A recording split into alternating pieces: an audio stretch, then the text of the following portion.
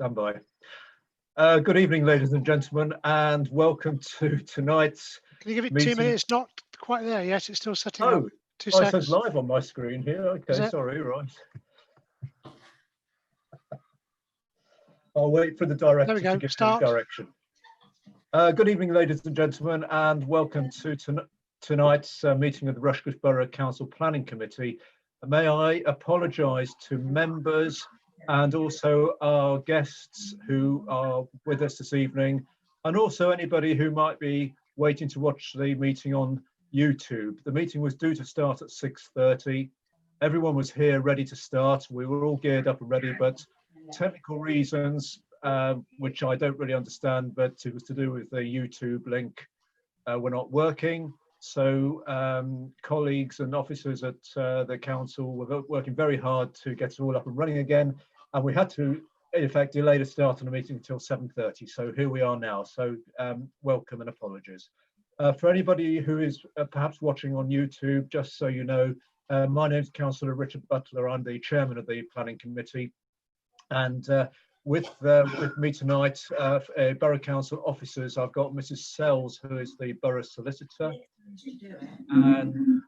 and Mr. Pegram, who is the Service Manager for Communities. And joining me council-wise, I've got Councillor Mrs. Stockwood, who is the Vice Chairman of the committee, and Councillors Brennan, Clark, Gowland, Healy, Major, Murray, Purdue-Horan, John Stockwood, and Councillor Thomas.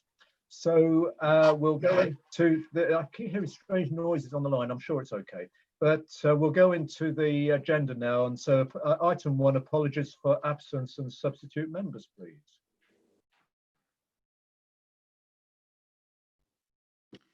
Sorry, Chair. Yes, we have apologies from Councillor Verdi, and we have Councillor John Stockwood substituting this evening.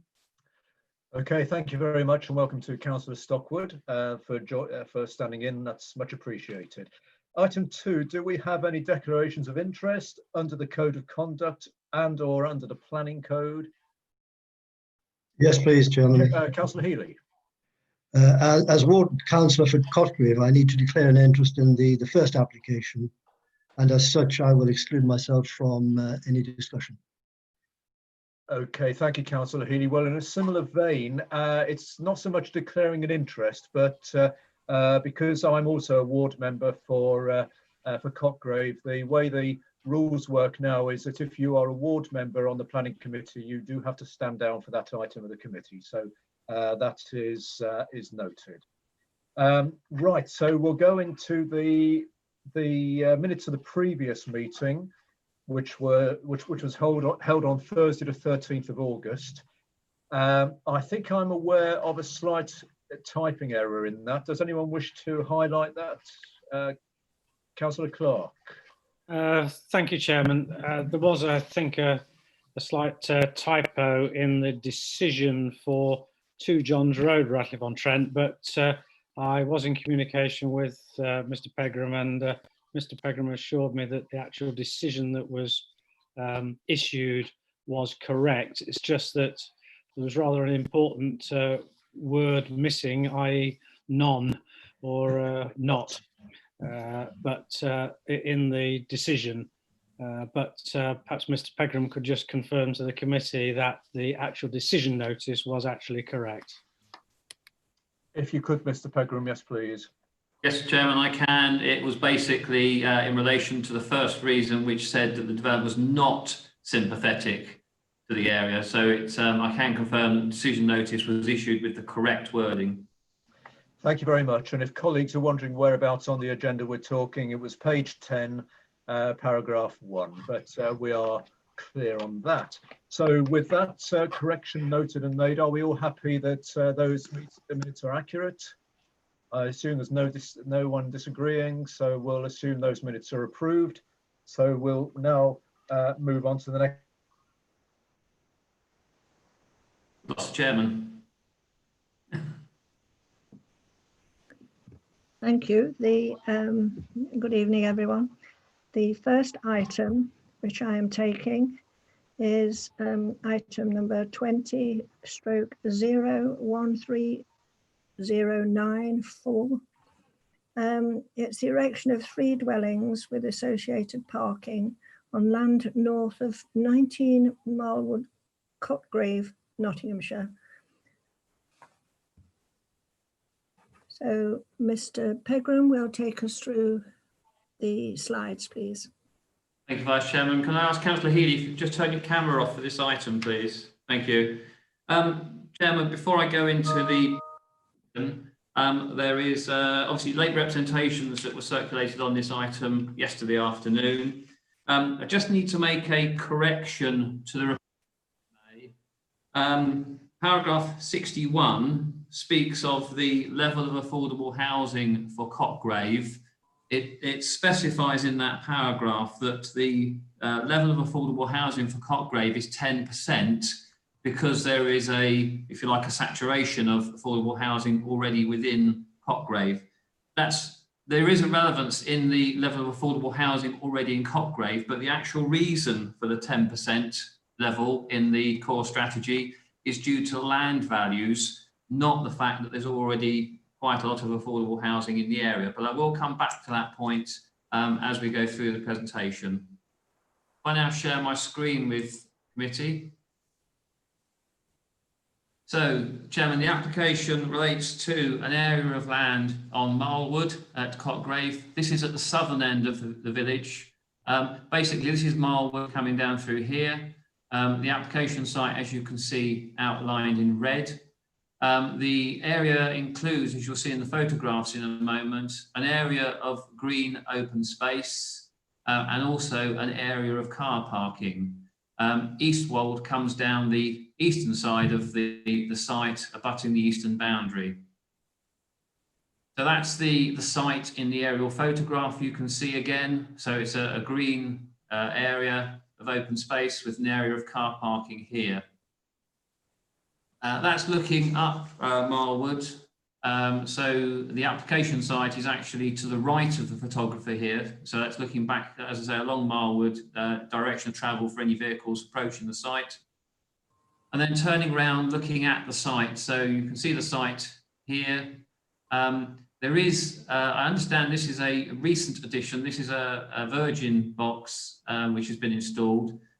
This lamp column would have to be relocated. As you'll see in a minute, the parking for some of the houses comes in through here. So those items would have to be relocated, but that's not a planning matter as such. That's something the developers would have to address.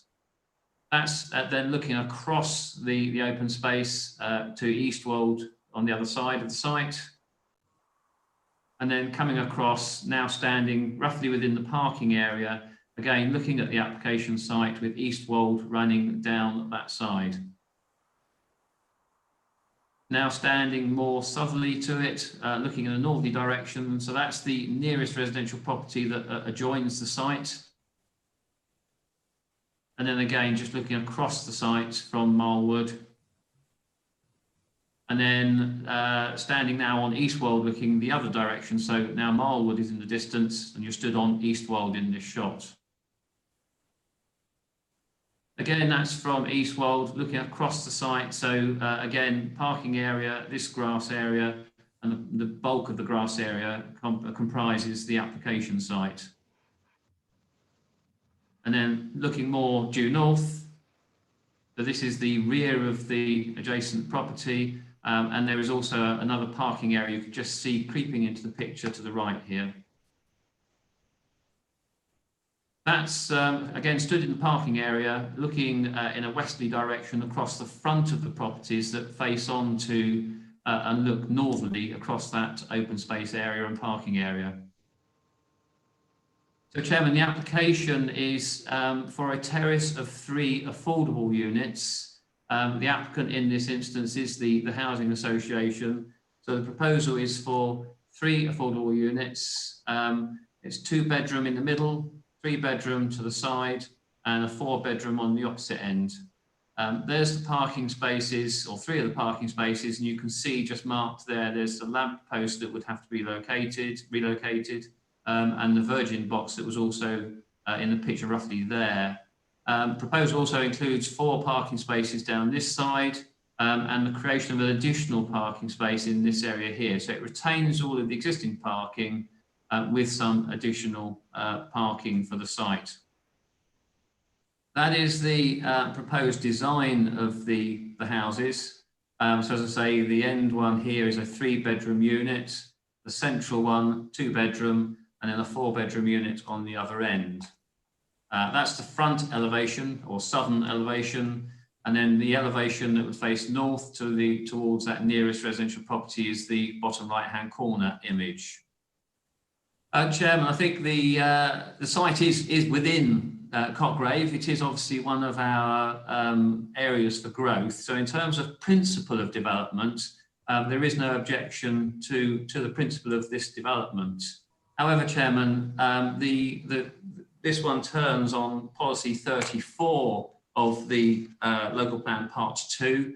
Policy 34 seeks to protect green open spaces, and effectively if a green open space is to be lost, it must be or should be replaced by a green space of equal or better quality. This image highlights the application site.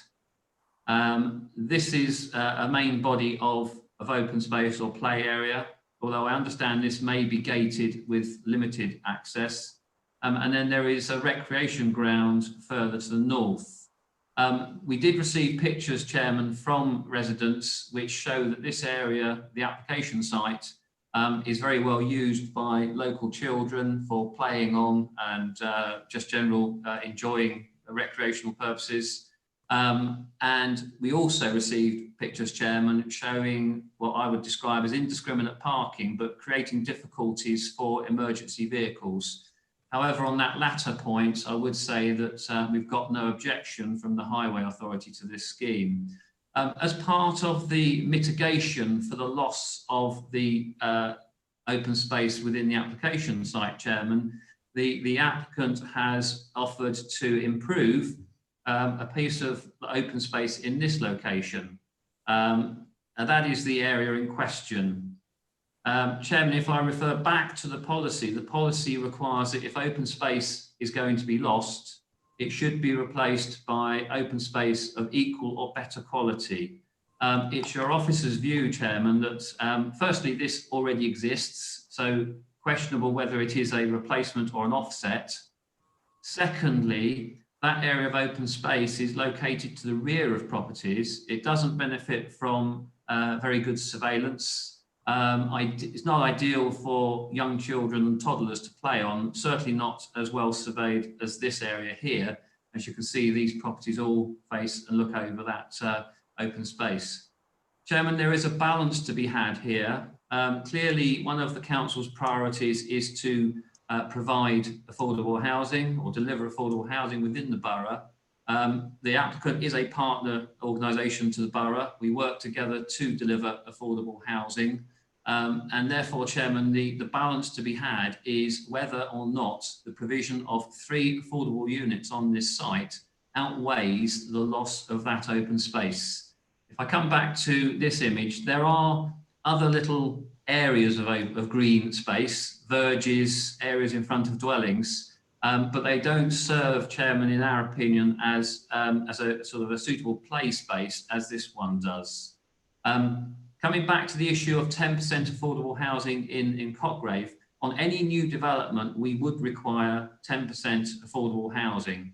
The reason it's 10%, as I said at the start, in Cotgrave is principally because of land values. However, Chairman, the argument still stands that there is already good provision of affordable housing within Cotgrave. There's no specific identified need for Cotgrave that's been demonstrated. And on that basis, Chairman, we don't believe that the provision of 3 affordable units in this location outweighs the loss of the open space.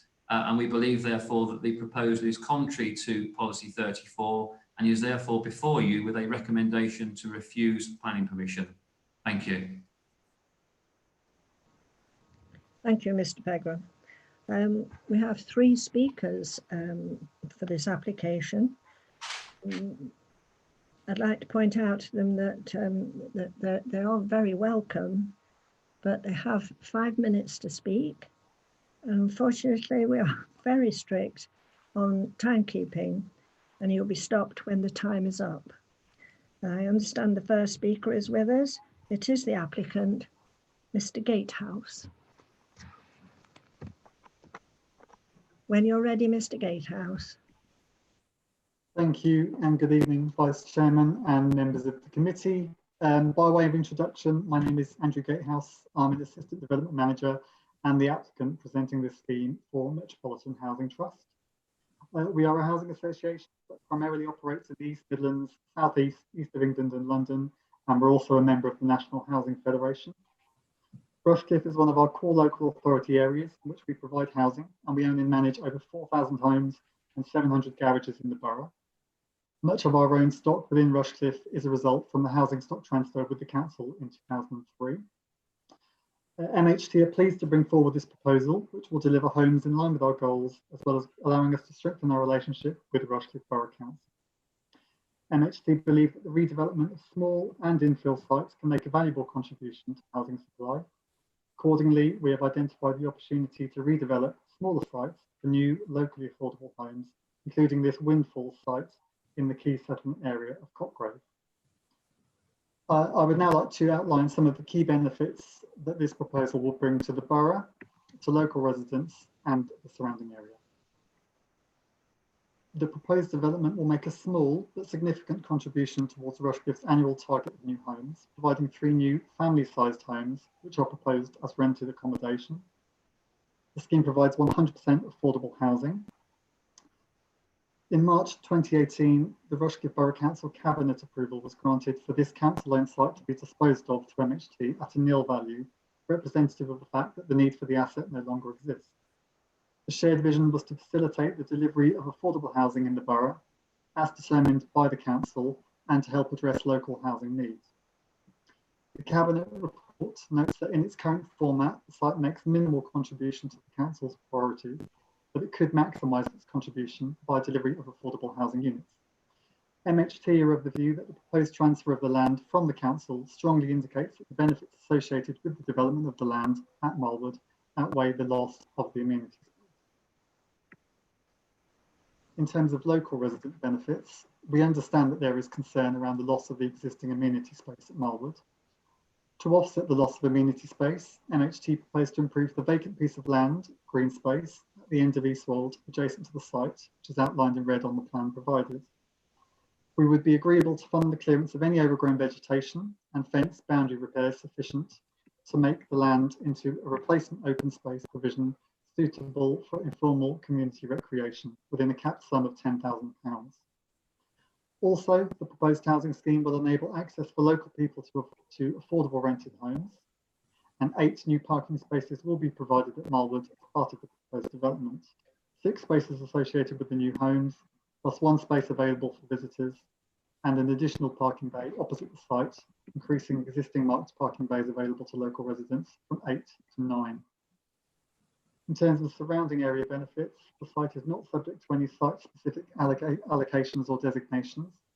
The design of the development has been carefully considered in relation to the existing site context, the surrounding area, and in accordance with the Rushcliffe Residential Design Guide. The proposed development will replace vacant amenity land with high-quality new homes of appropriate massing and scale that responds to the surrounds and respects neighbouring residents' amenity. We understand that any allocation of social housing will need to be made to qualifying persons in accordance with the Council's allocations policy to meet borough-wide need. Based on the overall borough-wide need, we understand that there is a demand for affordable housing of all types in all locations. To conclude, Metropolitan Housing Trust has a strong connection with the borough in delivering affordable housing. This proposed development at Marlwood in Cotgrave seeks to deliver more affordable homes and offers to provide replacement amenity space for local residents. We would ask that the committee supports this application. Thank you. Thank you very much, Mr. Gatehouse. Second speaker we have this evening is Mr. Douglas. He is an objector. Thank you, Councillor. I hope you're all well. I'm going to go in it because of time constraints. With regards to the replacement land at Eastwold, first of all, as you know from what's been said by Mr. Pegram, the land is already owned, so it's not a gift. And the development of less than 25% of that land is really not a gift to us either. And there's nothing in the future to stop this company or any other company from developing that land in the future, i.e. coming back and saying that there's a need for affordable homes, therefore removing all green spaces from Marwood. And again, Mr. Peakham's kindly covered many of the same things about the fact that it's not new, it's not lit, it overlooks other houses, so therefore the loss of privacy. There are no net benefits to the occupants of Marwood. In fact, we would lose further green space on the verges to provide this ninth space. So as I've said, the offer of the £10,000 to improve the site is totally worthless. It's already been just moaned by the council just literally weeks ago. So it doesn't need any further spending in that respect. As already cited, there's already a box that's been erected in the last few weeks by Virgin, which is going to cost again thousands of pounds to relocate. All the cabling and all the problems that there were with parking, having had roads dug up and things like that, would again be experienced by residents. So again, we would go through further imposition by having to remove all these utilities and the lighting. Again, it's against the council's own policy on green spaces, policy number 34. The proposed substitute parks in the original proposal was locked obviously during the coronavirus, i.e. Ringley's Park. Another play area was previously built on, that was on Marwood between numbers 42 and 43. And again, it goes against the spirit and the principles of the government's policy on green spaces with regards to mental health and social cohesion. Where's the ecological assessment? I've seen none of that. So I've not seen that at all there. Neither have I seen a flood assessment as such as to do with sustainable urban drainage. A third of the last drainage run was missed due to cars being parked. So we've still got existing issues, and additional houses would only add to that further. The land that we have there also soaks up a lot of the heavier rainfall that we all experience from climate change. So the loss of that would mean further runoff. And with that being the case, with further runoff, I've already experienced flooding to my garage from further runoff the road. Okay. With regards to overdevelopment, previous development on this by this organisation took 17 car parking spaces off of Marwood and Eastwold. So we no longer have those. It didn't provide additional parking. It put 3 more drives for those new residents and provided no more spaces at a cost to more dropped curbs. We're currently ranked 9th in Rushcliffe, and that's out of 2,700 streets. So that's some going, and I think we've been hit, as you can imagine, hard enough, especially with each of those residents spending nearly £1,000 per dropped curb application, never mind the actual building of the curb. We didn't object to that because that particular build, because most of us thought it was actually redevelopment of parking. We weren't told it was housing until quite late, and also it wasn't on green space. The site that they're now proposing overlooks the middle of dozens of houses, well, a dozen gardens rather.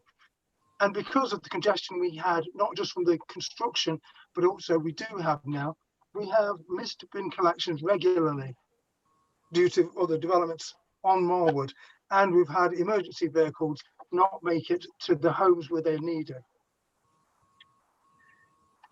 Again, the transport assessment we did one the other day, literally on a Sunday afternoon, 91 vehicles for 61 houses, and we knew many of those houses weren't actually occupied, as in the people who were there, they were out in their second cars. So we knew that some of the cars were missing. Okay. 6 out of 7 struggle for parking in a bay safely, that they will say that would fit 8 or 9 cars. So we're looking at more damage to vehicles and again more congestion there. They are not opening up new spaces, so it's a contentious issue. Finally, I want to say that MTV has already filled in many of the green break spaces around this estate, this being one of the largest of the few. Basically, people need more than houses. They need homes and homely environments. Your plans, MTV, are removing that ideal from those of us who've got nowhere else to go. Thank you, Mr. Douglas. That was just in time, I think, or slightly. Thank you. Thank you for the 3 seconds. Okay. Right, the third and final speaker for this application is the ward councillor, Councillor Butler. Chairman, if I may just explain. I think reference was made to Ghostbusters earlier. I think it was the wrong film. I think it should be Gremlins. Chairman is currently unable to get back into the meeting. So if Councillor is available and wishing to speak on this item, that is considered to be appropriate in this instance. Okay. I think we've all read roughly. Did you, Mr. Brigham, you mentioned me, did you? Yes, I did, Councillor Healy. Okay, I'm sorry, I didn't hear you. It broke up. Yes, I'll work off some notes. You'll have to excuse me because I haven't made any prep as such, but suffice to say, and please correct me as I go along if I'm not following protocol. Whilst the proposed design of the houses are acceptable, there will be impact on the amenity of neighbouring existing residences caused by the additional build. In particular, issues of access and movement of vehicles affecting both potential occupiers of the new houses, but also neighbouring properties. Marlwood and the surrounding areas consist of mixes of terraced and semi-detached properties, densely located very close to each other. Like many properties built during the 1960s and 70s, the provision for parking of vehicles both on and off-road was limited. It might have been okay at the time, but of course there's been a vast increase in car ownership over the years. As a result, and has already been mentioned, considerable parking has to take place by residents on the road. There have been numerous recent times of conflict of traffic and blocking of even emergency vehicles. In recent years, Marlwood and adjacent roads have already had increased numbers of houses built on sites which were previously garages, parking areas, so available space has already been reduced. The effect of losing off-road parking and adding to the challenge of on-road parking by having new houses and increasing population there has had a significant effect, and any more would cause considerable pressure on the area. The other amenity aspect is the loss of a green space. Whilst this is not an official playground as such, it is an area where children play, and is also a pleasant area just for people to see from their homes and get some fresh air and exercise. Most of the gardens in the existing houses are small, and in an effort to alleviate the parking problems, some properties have converted their small front gardens into driveways. The benefit to people of all ages to see and be able to use an open space is well documented and accepted. So with these concerns, I and Councillor Butler and our other ward member agree with the opinions of the Town Council, and we object on this occasion. Whilst it is noted in the application that there are formal official play parks at Ringleys and Grasmere, the reality is that these are a considerable distance away for children and for their parents to feel confident about going to them. So on that basis, we object to this proposal. Thank you. Thank you very much, Councillor Healy. Thank you for stepping in for Councillor Butler. We hope he can join us and able to listen to the rest of the discussion on this. That's the end of the speakers. Mr. Gatehouse, the applicant, has mentioned the benefit of a small contribution in affordable housing is meeting a demand, and has pointed out, as in the late representation, they've offered an alternative site for play. The objector is, pointing out that this particular offer is not comparable to what the original area is, and it's no benefit to the community. He feels it's against policy. There are draining issues. previous development of infill on Marlwood has been extensive, and it is a congested area. And the ward councillor has indicated that severe access problems as well, and the loss of the green space. So, Mr. Pegram, do you wish to comment on any of those items? Just briefly, Chairman, a couple of points. I need to respond to the comments of Mr. Gatehouse in terms of the Cabinet decision. Clearly, the land is owned by the Borough Council. The Cabinet has made a decision to dispose of this land or transfer this land to the Housing Association. However, Chairman, that is a Cabinet decision. It does not predetermine the outcome of a planning application on this site. And my understanding is clearly that that decision is still dependent on the applicant securing planning permission for the development of the land. In terms of the alternative suggested play area, that is also within the ownership of the council. I think photos would suggest it's perhaps little used and a little bit overgrown in areas. The offer from the applicant is not to effectively transfer that to us. We already own it, but is to enhance that area potentially. Chairman, there is a demand for affordable housing across the borough. I'm not disputing that. There is already other developments in Cotgrave which have taken place and proposals that are coming forward which would deliver further affordable housing. The balance of that has to be struck here is between whether or not the provision of 3 affordable units here outweighs the loss of the open space. The County Highway Authority, Chair, just picking up on some of the other comments of the speakers, the County Highway Authority did acknowledge that there is demand in this area for on-street parking. However, as is not uncommon, they've chosen not to object, but they have recommended conditions should the application be approved. The other area of open space, Chairman, it was suggested there's nothing to stop it being built on. Well, clearly at the present time, under the current planning system, they would need planning permission to develop that land. So there is clearly a need, obviously, in that respect, or protection in that respect. The relocation of the lamppost and the Virgin cabinet, that would be a matter for the applicant to deal with those utility providers. It's not really a planning matter ultimately. And just finally, Chairman, in terms of the flood assessment issue, the site is not within flood zone 2 or 3. It's actually some significant distance from any flood zone. However, Chairman, there is evidence to suggest that throughout the whole estate, there are pockets of surface water flooding that occurs during heavy rainfall. This site in itself does not appear to exhibit any flooding. In terms of the need for SUDS or drainage strategy, because this is only a 3-dwelling development, it's a minor development.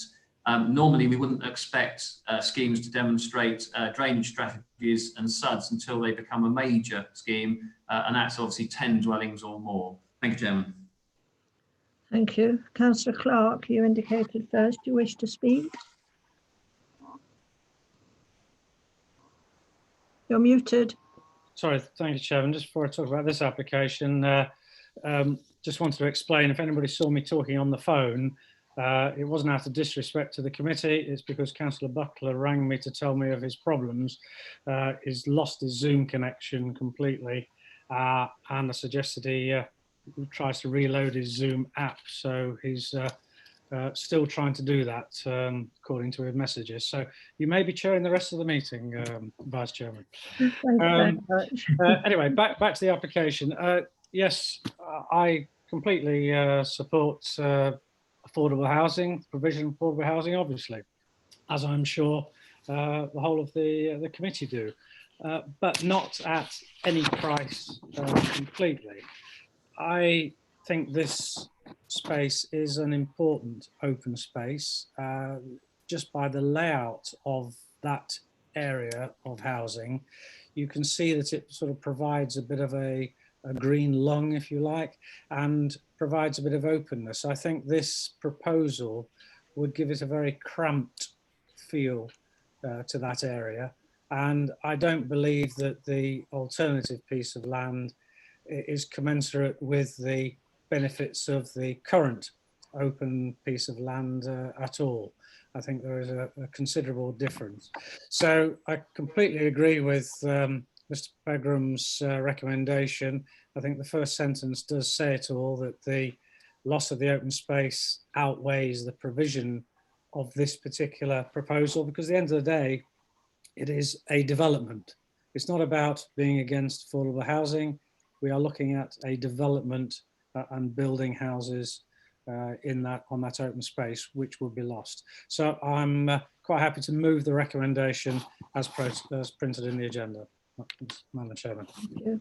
Thank you very much, Councillor Clark. Councillor Brennan.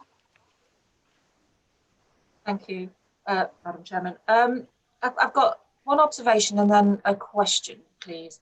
My observation is I recognise what Mr. Pegram says about the fact that the disposal of the land does not imply, concede any planning obligations. It does strike me as rather odd that the Borough Council should dispose of this piece of land to an affordable housing developer only to then subsequently refuse them permission to develop affordable housing on the site. It's a little perverse.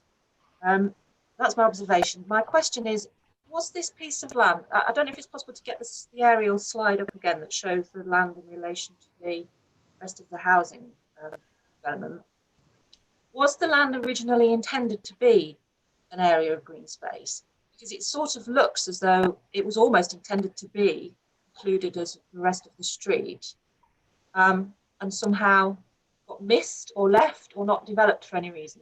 Or was it intended to be from the outset a green open space? Thank you.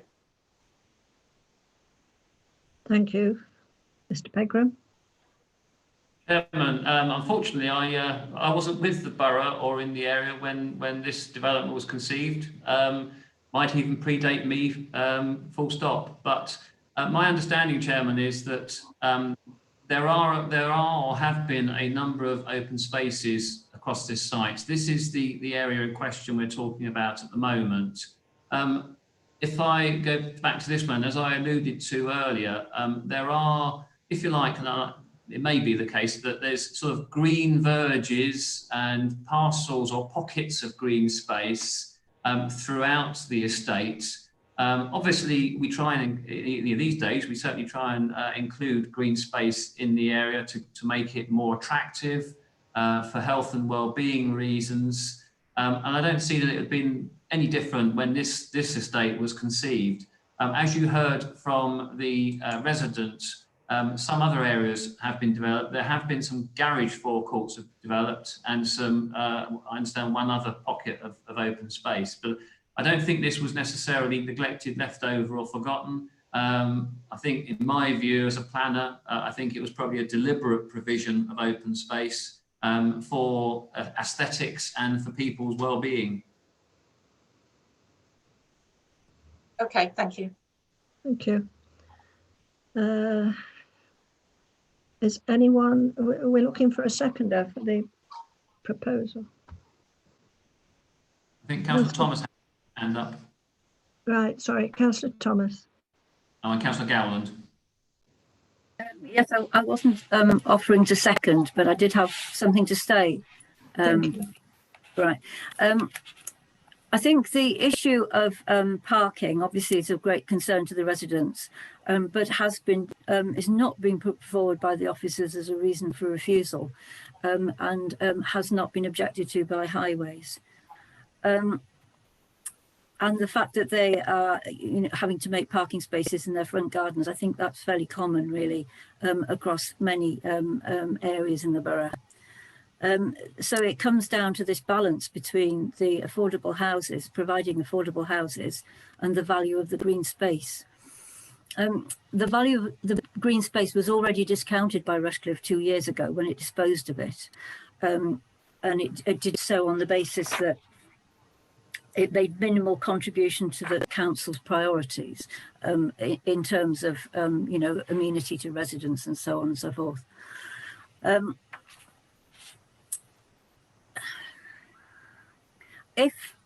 order to provide 3 affordable houses, that are needed and will be needed even more as we come out of COVID. They would have to be built somewhere else, and a green field would have to be dug up to build them, either with agricultural value or with biodiversity value. This green land doesn't have particular, it's a fairly sterile piece of grass surrounded by paving, and so it doesn't have biodiversity or ecological value in that sense. I think the offer of the additional, doing work on the additional land probably is neither here nor there, because the land is there anyway. I'd also point out that behind the houses, there's an extensive area of woodland to which there is access via a bridleway and footpaths in the rear as well. So there is access to green space, and there is a green lung in the area. And on this basis, I would allow the application. Thank you. Who is the next speaker, please? Councillor Gowland. Councillor Gowland, thank you.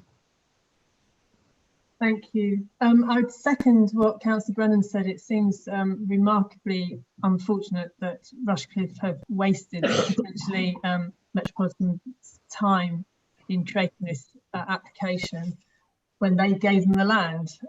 I'd also second what Councillor Thomas says. This is obviously a fairly congested area. There's a lot of houses with not particularly large gardens, and it's it's good for people to have green space. But this particular piece of land, the one we're talking about, is actually right next to the edge of the site. It's not as if it's right in the middle of the estate. It's adjacent to the site, and from the other consecutive piece of land we've been talking about, this sort of offset land, there is, as you say, a path straight into the woods. I'm just wondering, by the offset bit of land, there's some parking, which certainly on Google Maps is not in use. Is that planned to extend the work there to include that area of, I don't know if it's parking or widened road turning, or is it just to be the grassland that's going to be improved? Mr. Pegram. Sorry, can I ask Councillor Dowd, is she talking about the application site or? No, the other site, the replacement site. Okay, if I can just share my screen with you again. Thank you. Basically, there is already a hard surfaced area which is parking and manoeuvring area, and behind that there is a green space. There's no detailed proposals for that land. The applicant has made an offer to contribute or to upgrade the land with a cap of £10,000 to improve improve the appearance and the potential usage of that area. But it's not to provide parking in that area. The proposal provide obviously parking for the houses, one additional space for visitors, and an additional parking space over here. So it retains the existing parking, one new space there, and the spaces that you can see on the plan. Yeah, sorry, sorry, carry on. Sorry, what I actually meant was this the turning area adjacent to the new green space, if that was to be incorporated into new green space, but I take it not. I would accept that new green space is unkempt because it's not in view of the houses. Okay, thank you. Any further speakers?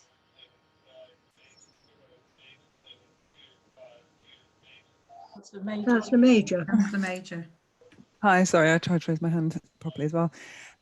I'm happy to second the motion as put forward by the officers. I think while I don't disagree that affordable housing would be of benefit, and I can also see that there is a lot of green space around this area, for me the difference is open green space as opposed to woodlands, which I think is a very different amenity for the local area, and this to me feels like a very valuable space for people within this area. The outlook, the fact that it's regularly used for children playing and things like that, to me seems would be a greater loss. I think it's unfortunate that, as I would agree with Councillor Brennan, that this land has in theory been earmarked for development, and yet there's probably unlikely to be a scheme that would get approved on here that would provide affordable housing. But my inclination is to agree with the officers and reject, so I'm happy to second. Thank you very much. Seconding that. Any further speakers, please? I'm not seeing that there's anyone else. Bear with me just 1 second, Chairman. Sorry? I just wanted to clarify the points on the ownership of the land. Bear with me, I'm just checking the application form. So I believe we still own it. We haven't yet disposed of it.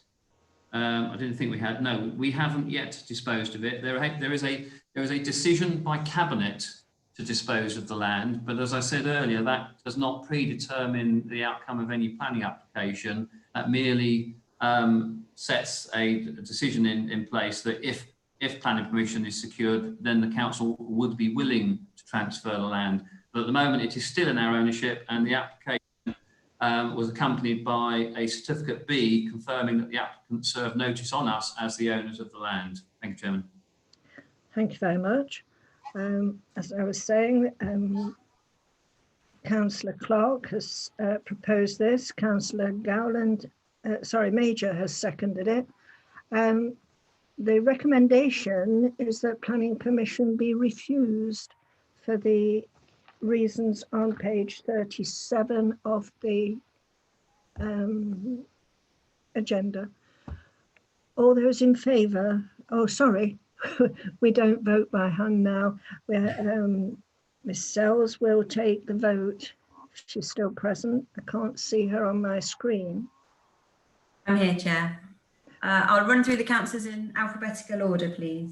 Thank you. Brennan. Reluctantly for. Councillor Clark. For. Councillor Gowland.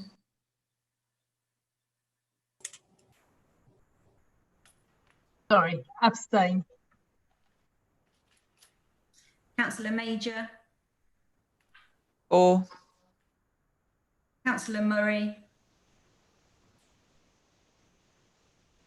Oh, you're just on mute. You're muted. Oh. Can someone unmute her? Murray. Against. Thank you. Councillor Purdue-Horan. For.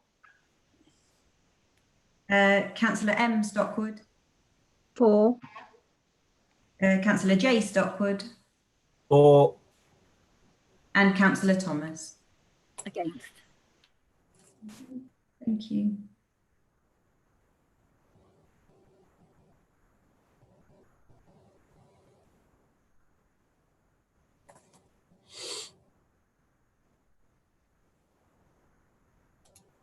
So I make that 6 for, 2 against and 1 abstention. So the motion carries. I agree. Thank you. Right. Has Councillor Butler managed to... I can tell you, Chairman, that Councillor Butler is still struggling. So okay. We'll move on to the... she's just talking on the phone with Helen at the moment. So I think it's still with you. Okay. Right. Just turning my papers over. Second application this evening is 20/01035/4. It's the demolition of a single-storey bungalow and the erection of 3-bedroom, 2-storey detached dwelling with a raised patio to the rear on the existing plot. It is in Lady Bay, and we'll go through the slides if that is possible. Mr. Pegram, please. Thank you, Chairman. Chairman, just before I start, I'd like to make a recommendation for 2 additional conditions in the event that members are minded to approve the application. One would be, well, they're both pretty standard now when we're dealing with dwellings. One is requiring provision of electric vehicle charging points. The other is requiring that the development is designed to meet the optional higher or actually lower. Okay, Helen. Thanks. Bye. So Chairman, if I share my screen with you. Here we go. So the application site is located on the eastern edge of Lady Bay. It's this property you can see here. There's open fields beyond to the east. It is within a built-up area, but on the edge of that area, obviously. That's the aerial photograph, just in fact confirming what I've said. It is on the edge of Lady Bay, beyond which there is open fields. This is the property in question, Chairman. When you come on to the proposal, you will see that it is quite striking in terms of its innovative design. And part of the assessment of this application really turns on whether or not the building is sympathetic to the character and appearance of the area. And I will show some pictures of other properties in the area, which basically demonstrates that there is a mix of characters, designs, styles, materials. There's a suggestion that the area is predominantly Victorian and Edwardian. I wouldn't disagree with that. On that point, I would perhaps suggest that even the existing property is out of kilter with the prevailing pattern of development or character of development. You can see to the north of the property is a sort of an Art Deco property.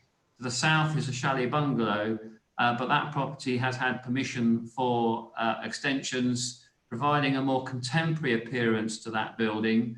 And that development is, I understand, currently underway. They've started to build the extensions.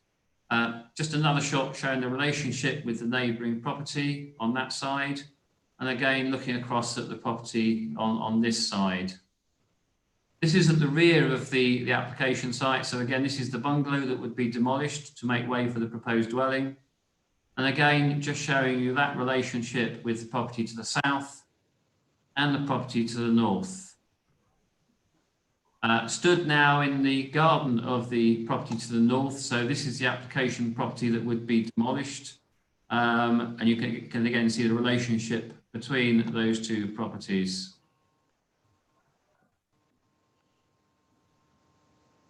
Joe, if I can now take you on a brief tour of Lady Bay, just to pick up the sort of eclectic mix and style of dwellings in the area.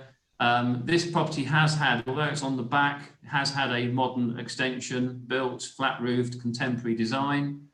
And just to sort of flick through, you can see that there is a mixture in terms of the palette of materials, styles. Properties have been remodeled to provide what I would call a contemporary twist, different render finish to the contrast to the brick. Obviously, there's some Victorian properties. There's modern 60s, 70s style development in the area. That's those two properties looking more directly head on. As I say, properties which have been remodeled, windows changed, rendered, changing roof materials. Again, Edwardian, Victorian. Also some modern bungalows in the area. I think most of these are either on Adbolton Grove or very close to Adbolton Grove. And again, modern houses adjacent older properties.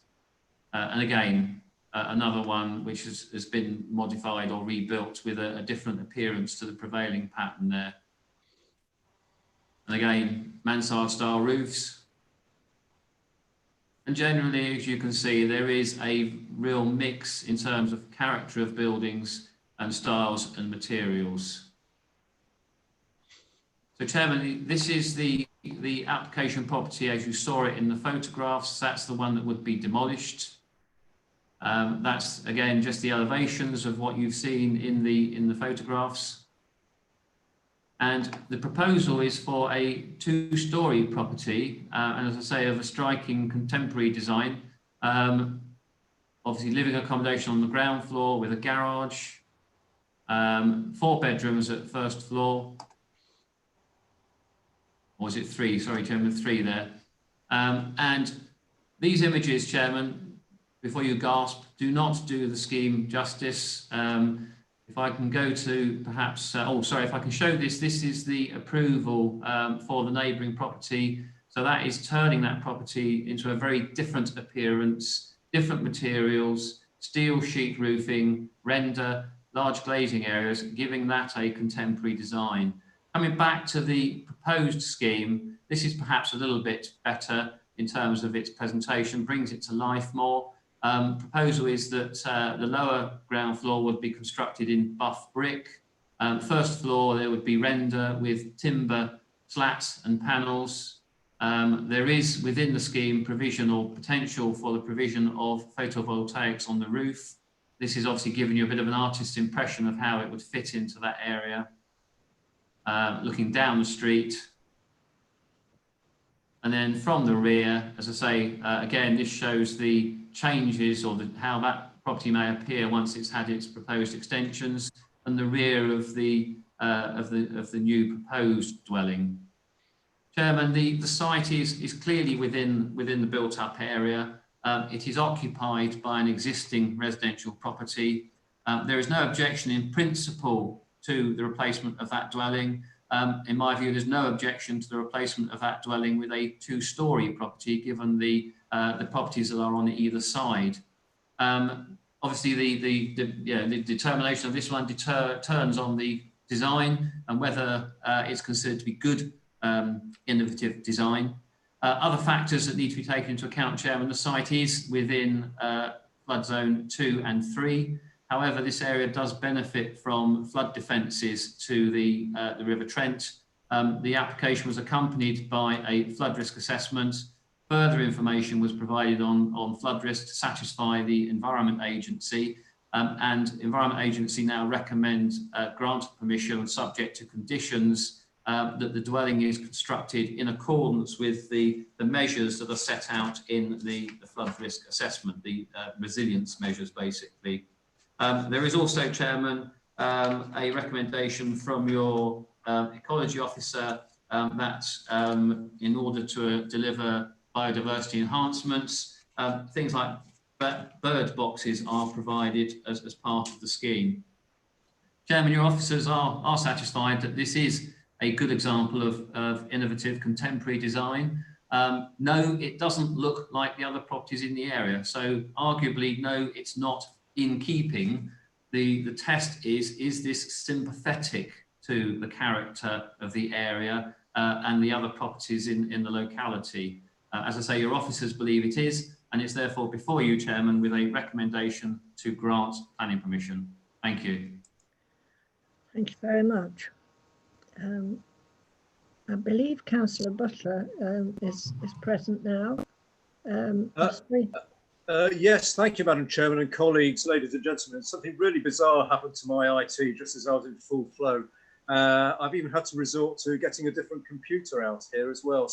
But I was able to rejoin your meeting just as you were handing over to Mr. Pegram just before this item. So I may not have been in vision, but I have been hearing the item. So are you, perhaps if you started this, do you want to carry on the meeting now, Councillor Stockwood? I will do if you are in agreement. I've got lots of weird lights flashing on my internet thing here as well, so I'm not quite sure if I'm going to get cut off. It's a different type of picture that's coming forward. So just in case you do get cut off again, we'll carry on if that's okay. Thank you. Thank you, everyone. Thank you. We have two speakers on this application.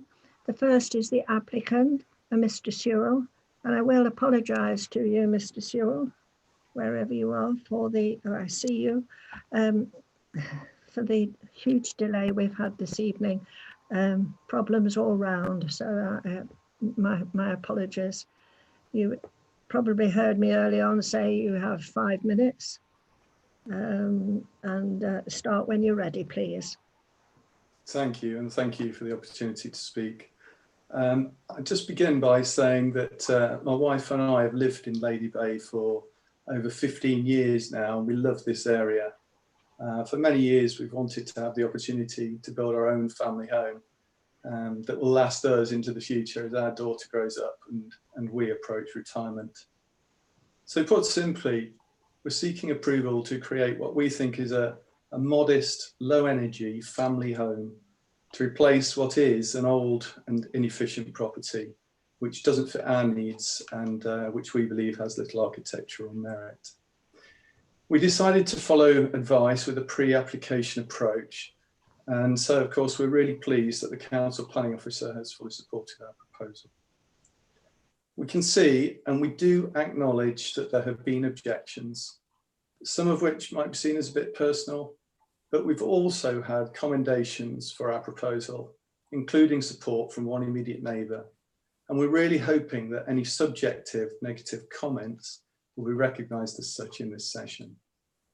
If I may, I'll briefly restate the way we've considered the various elements of our proposed home. Our proposed design is undoubtedly contemporary. This is 2020 after all. And the property, as has already been stated, is surrounded on all sides by a very diverse range of house styles from at least 7 different decades from the last 100 years or so. I'd also add here that in the nearby streets and across Lady Bay, there are many other examples of modern architecture sitting alongside older styles, be it as extensions or as new buildings. Our architect has taken great care to meet our requests alongside the various rules and considering potential neighbours. And we've amended our design several times to try and satisfy as many of the real or imagined objections as possible. I would also add that we're not seeking to create anything which our neighbours don't already have. As a result, our design sits on a smaller footprint than the existing property, but continues to have the parking and garage at the front, as you can currently see on the existing building. The proposed new garage has been set further back and is larger than the existing buildings to make it usable and allow for adequate parking and also reduce the hard standing, giving more available garden at the front, which will then be planted to buffer the boundaries with our neighbours. The Highway Department have actually requested more parking than we've proposed, though we would like to flag up at this point that this is based on them incorrectly stating the size of the garage as being smaller than the plans actually show. I'd also mention at this point with some irony that several of those objecting have actually fully covered their front gardens with parking or hard standing. In reaching this design, we wanted to have something interesting but well thought through. And we've avoided the temptation to create something huge or overbearing. As a result, the building's flat roof to reduce its volume and is considerably smaller than its neighbours in profile, as you can see from the drawings. The windows and the styles we've chosen have been carefully placed to maintain privacy, and the building has also been designed to mitigate any environmental impacts both now and in the future. The finishing materials will of course be approved by you, the planners, but we believe they're fully in keeping with those used on our neighbouring and nearby properties and have been chosen to complement the design. In conclusion, we hope that you'll support us in this application, allowing us to build what will be our future family home, whilst acknowledging that taste is subjective and that architecture is an evolving discipline. We sincerely believe that our home would enhance the street and that its design also reflects the diversity and creativity found in Lady Bay, for which we know the residents of Lady Bay are rightly proud. Thank you very much. Thank you, Mr. Sewell. The other speaker on this application is Councillor Richard Mallender, the ward councillor. Once again, apologies for keeping you waiting, Councillor Mallender. That's okay. Thank you, Chair. Yes, I'm putting in objection on behalf of a number of the local residents who've expressed concern about the design of the property that's being proposed before you this evening. There are indeed a mix of properties and designs and ages in Lady Bay. The majority of them are of what you might say conventional design, even where some have been extended with more modern sympathies in mind. Dream houses are great, and I think it's fantastic that the schools want to stay in Lady Bay. I really hope they do. You know, I really do appreciate what they're trying to do, particularly the environmental aspects of it as well.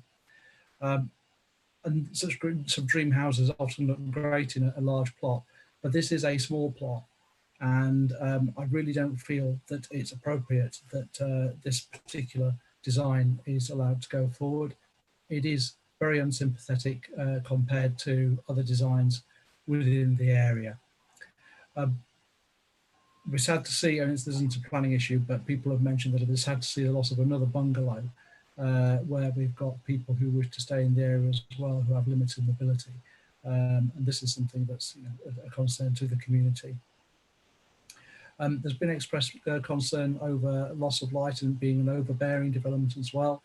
I appreciate that there's been discussions with neighbours since some of these points have been made, particularly the ones who are having a new build on their own property immediately adjacent.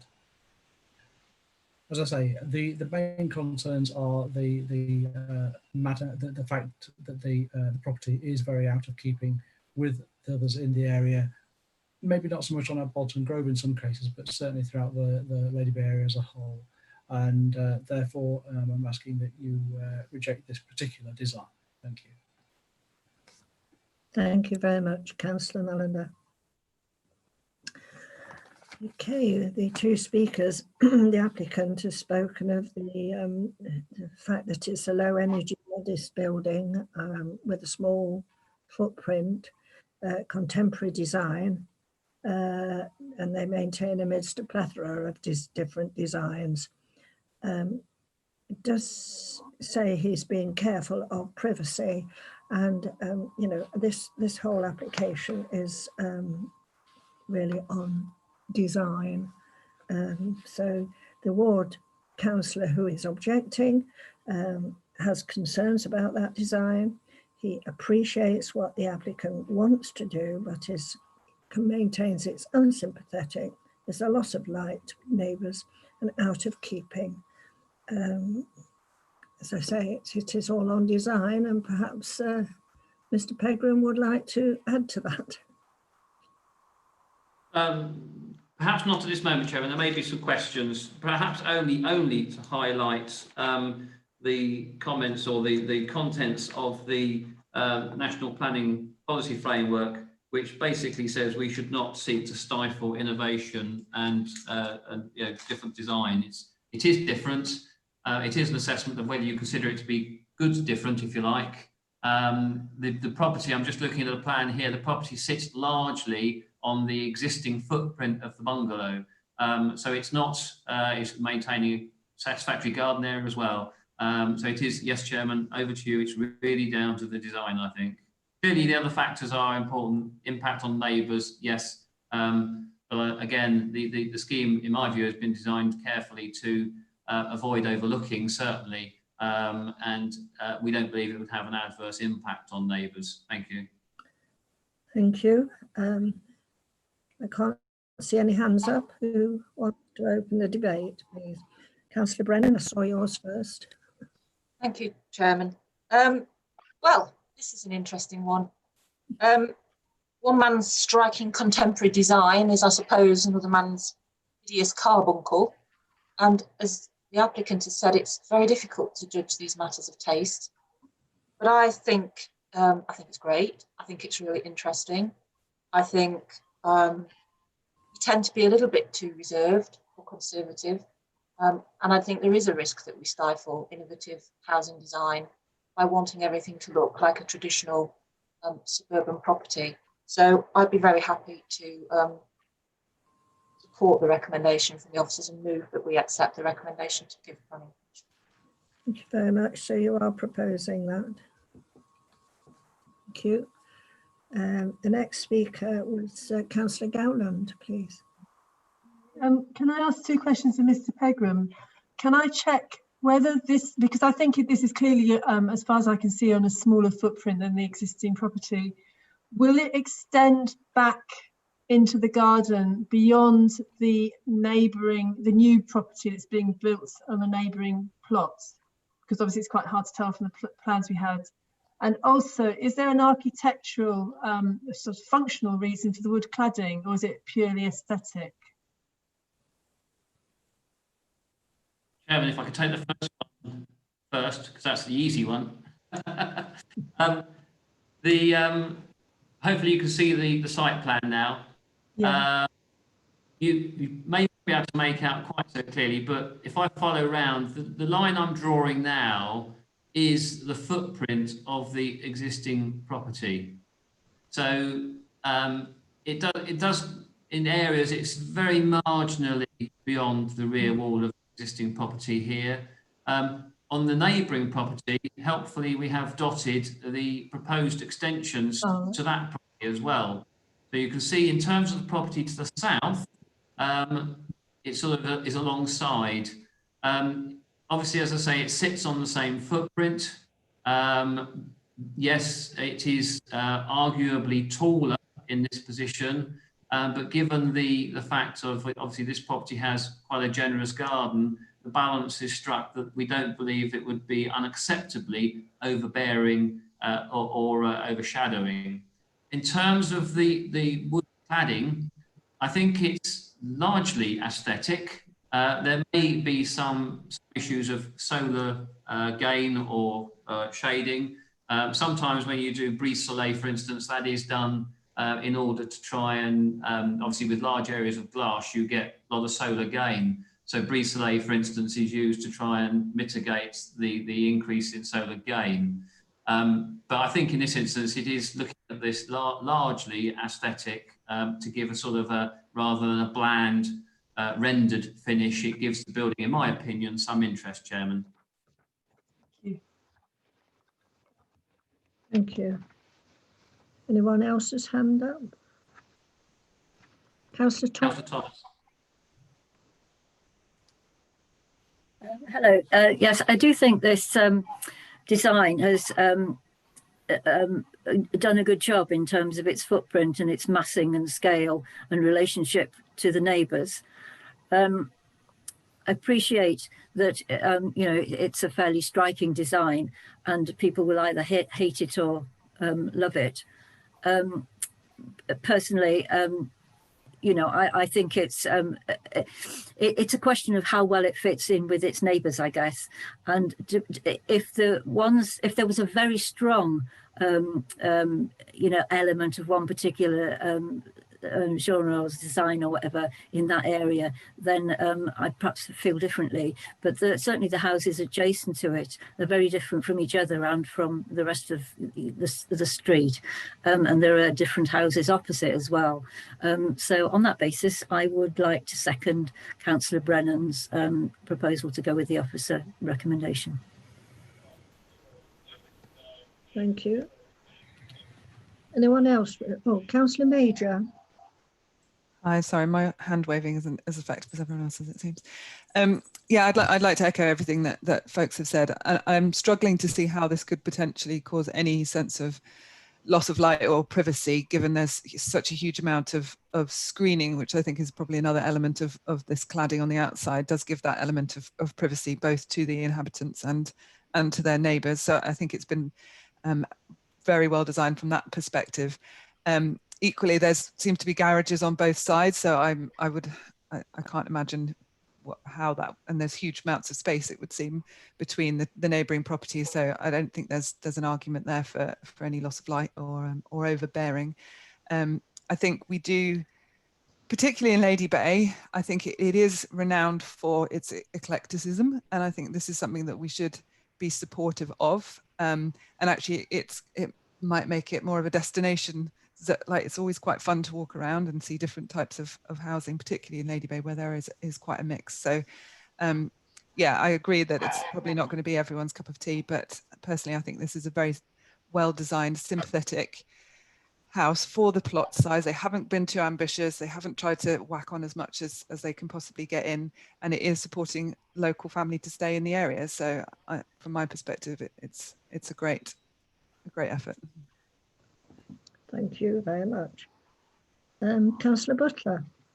Thank you, Madam Chairman. Well, I must admit, for the last few days, I have been in two minds about this one, for reasons that objectors and others have said. Is it a bit too much of a shock for the area and the housing around there?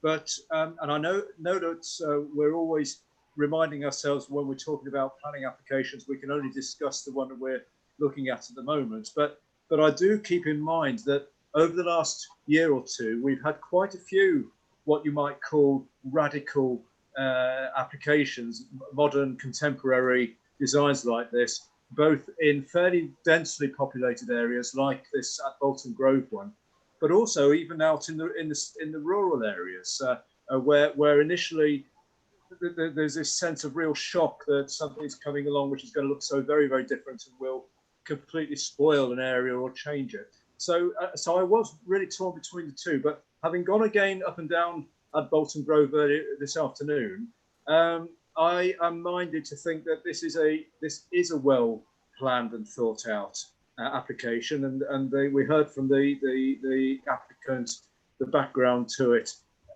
So I must admit that as I'm speaking to you now, if you'd asked me the other day, I think I was probably negative, but looking at it closer today and also hearing what we've heard tonight, I think that this will be, if it's approved tonight, I think it will be appropriate for the area. And you'll be surprised how quickly people get used to changes of new buildings. So that would be my view at the moment, Madam Chairman. Thank you. Thank you very much. There's no more. Well, Mr. Pegram, you wish to speak again? Yeah, Chairman, obviously Councillor Clark and Gowland are waiting as well, but can I just check, now we have on the table a motion and that's been seconded. Can the person who made the motion and the seconder confirm whether they are accepting of my 2 additional conditions that I recommended at the beginning, please? Right, that's Councillor Clark. Can you indicate whether you accept those conditions? Councillor Brennan was the person who made the motion, sorry. I didn't move it. Councillor Brennan. Sorry, Councillor Brennan.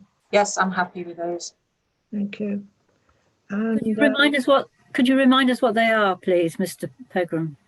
Yes, provision of electric vehicle charging points and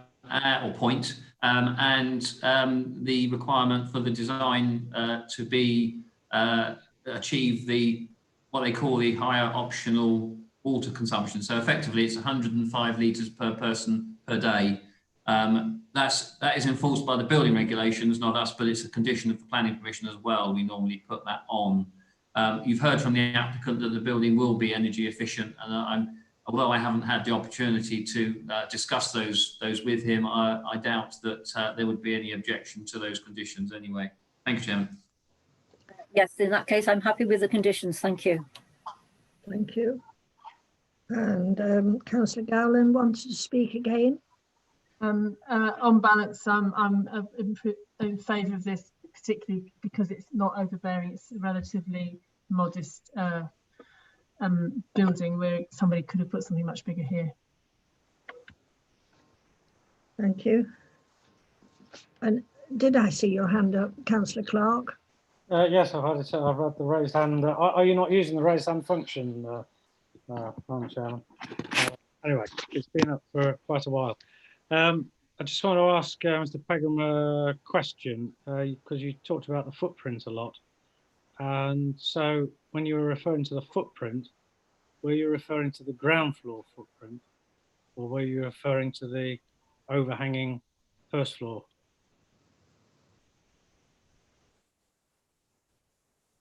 Mr. Pegram. Yes, if I come back to this for you, bear with me. I was effectively outlining the footprint of the existing bungalow on the ground floor plan. Admittedly, yes. So in terms of the actual ground floor, that's that area there.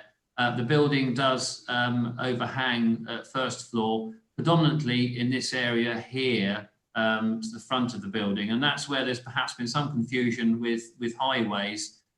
They measured it from this line,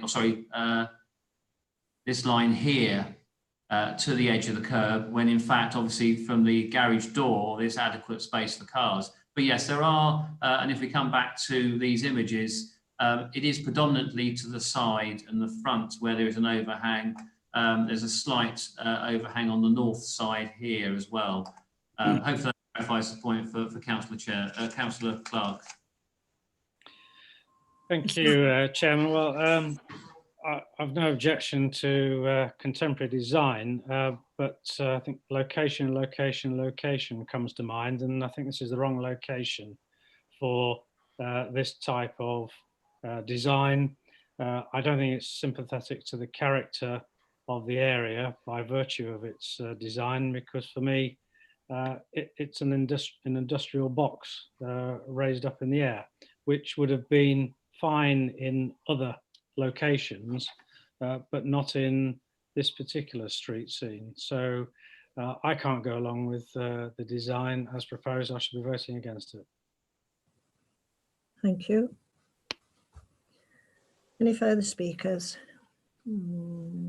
Councillor Healy. Sorry, you're muted, Councillor Healy. Thank you, Chair.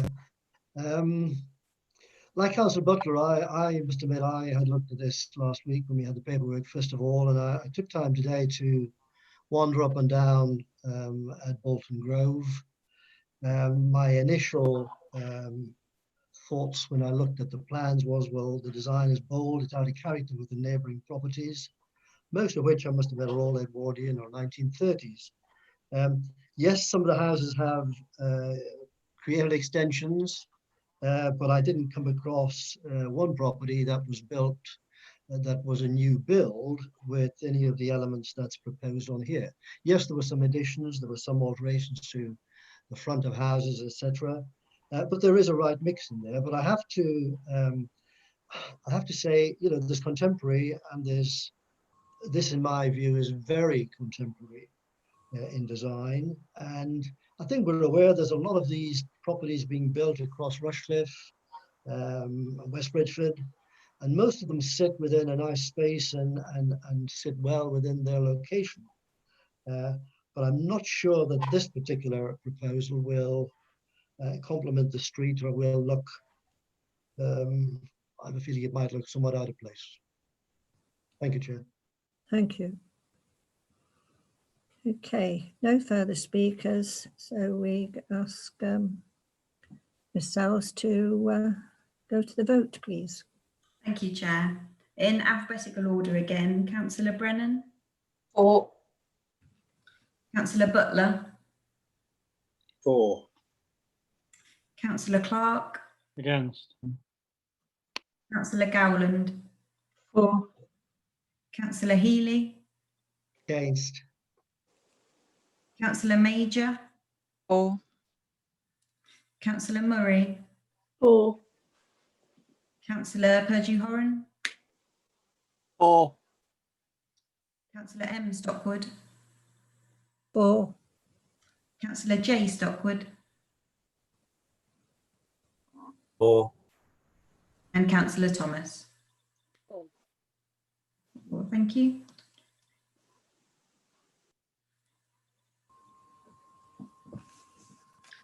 I'll make that 9 for, 2 against, so the motion carries. Thank you very much. Well, you've all been very patient this evening.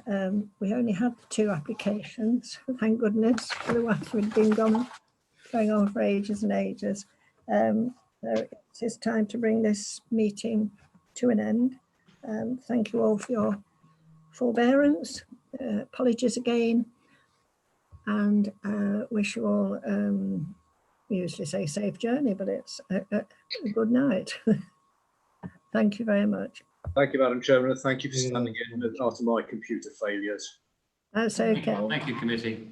Bye. Thank you. The remnants are truly out tonight, they really are.